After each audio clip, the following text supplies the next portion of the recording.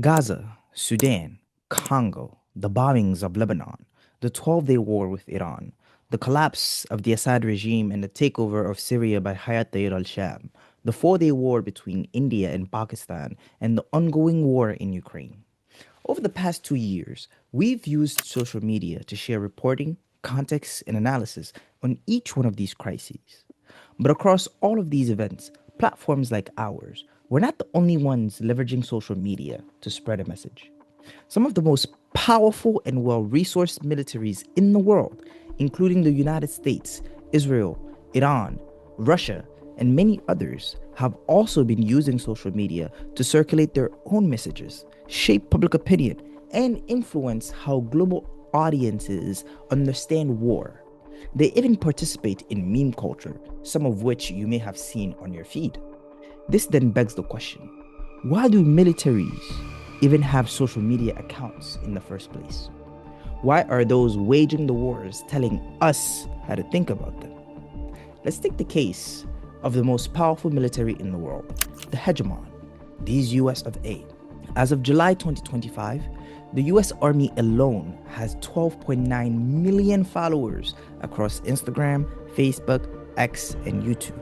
The Department of Defense, now rebranded to its former name, the Department of War, by the Trump administration, their main X account has 6.6 million followers, and the Army's YouTube channel hosts more than 3,600 videos.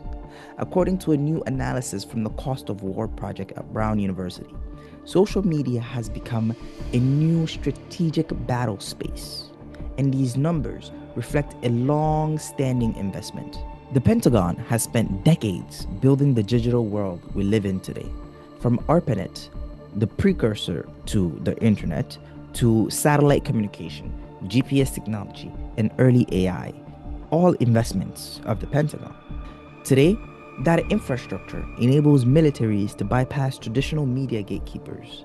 It's a space where militaries can influence the thoughts, emotions, and beliefs of millions of people instantly.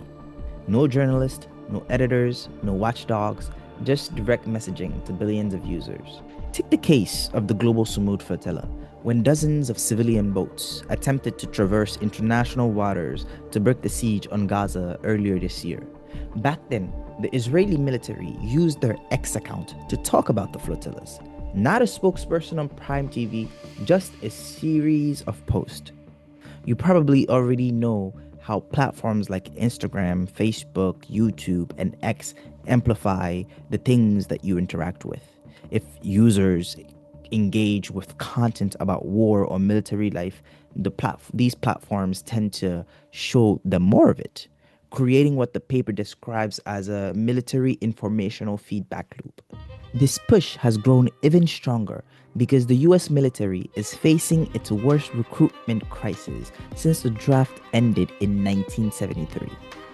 To address that, in 2023, the Army spent $117 million reviving its Be All You Can Be slogan, specifically for social media.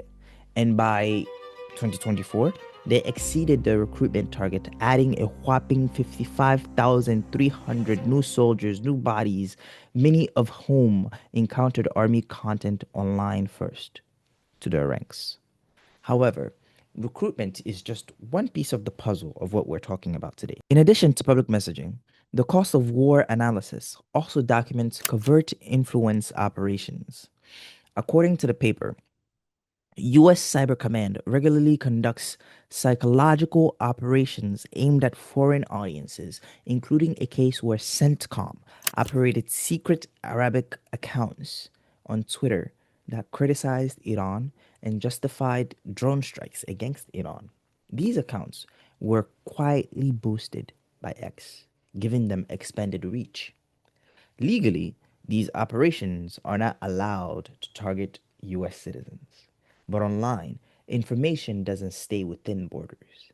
In practice, these influence campaigns inevitably spill over into the American information environment. And surrounding all of this is a rapidly expanding ecosystem of military aligned influencers.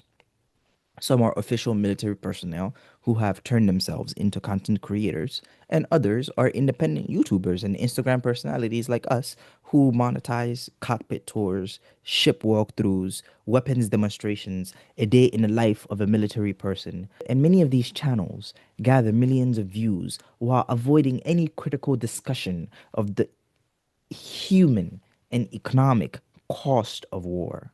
According to the analysis, the militarization of social media is now extensive, coordinated, and embedded in everyday online life.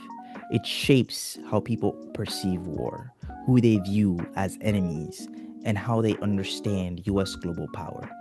This isn't theoretical, it's already happening. Social media is now a key arena where conflict is framed, narratives are constructed, and public support for war is quietly manufactured. Just food for thought.